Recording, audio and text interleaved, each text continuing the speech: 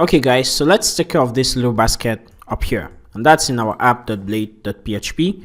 Sorry, our front.blade, because that's the layout file that we're using right now. And right here in our header, we're gonna scroll right down to the basket, and there we are. Okay, so right here when we click on this basket, we have some data. So we're gonna make this data dynamic. So right here it says no product in the cart. But okay, let's first of all just echo out the cart total. So we'll say cart content, and then we'll just get the count. So you give us the total number of items in the cart. So if I refresh right there, you discover right here we have one item in our cart.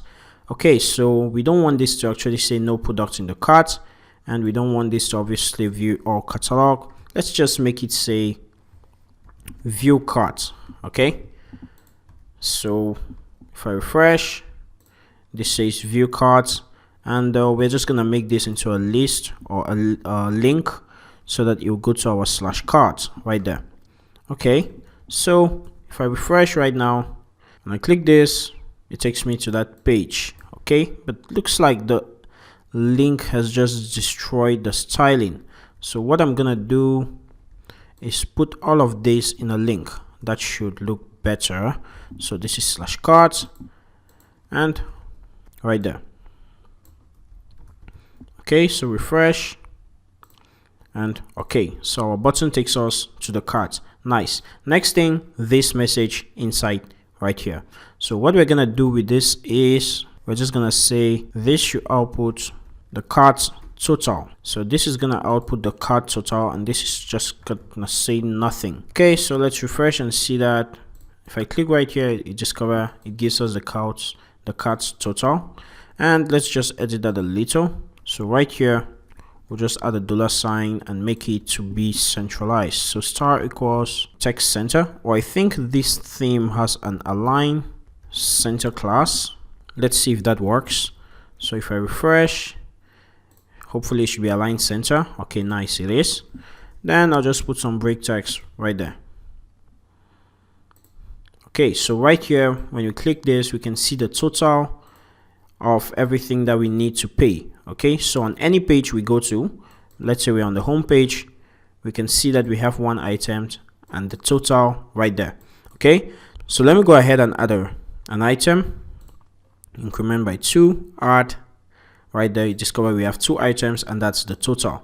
If I head over to this page, we still have that right there, so we can see what's going on with this basket. So that was cool. Last thing in this video, let's just go ahead and make this add to cart buttons work. Okay, so like a faster way of adding something to the cart. So let's go ahead and take care of that. What we're gonna do is just have a simple get route that is just gonna rapidly add that item to the cart. So right here, we're gonna create a get route. So we'll just say get, and it's just gonna be /cart/rapid add. Okay, and we're just gonna pass in uses the shopping controller at rapid add to cart.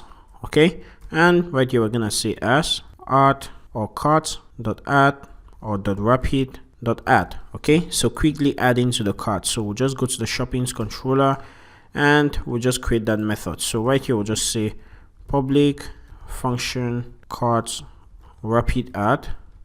That's the name of the method that we passed, and obviously we need to pass in the ID of the product that we're trying to add, just exactly what we did in our cart add right here. Okay, so I'll just copy everything right here, and right here we're gonna have this data, and we're gonna be finding using the ID. So we'll be passing in the ID of the product that we're trying to add to the cart.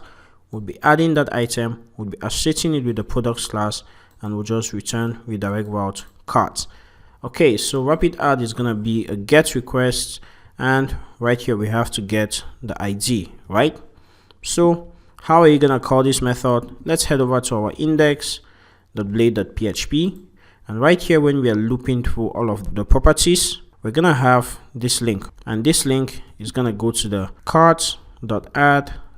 I think it was rapid.add, and we're gonna pass in an array, and this is gonna be ID, and it's gonna be the product ID right there. Okay, So when we click on this, it should add that item to the cart. Okay, so but in our shopping's controller, we need to edit this, right?